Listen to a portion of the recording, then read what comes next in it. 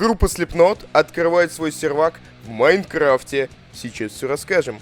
Итак, один из участников группы Slipknot, а точнее Клоун, решил создать свою собственную вселенную в Майнкрафте. Короче, это будет классическое, как я понимаю, MMORPG, где будет PvP, всякие подземелья, качи, собирание золота и, ну и, соответственно, какое-либо лазанье по подземельям.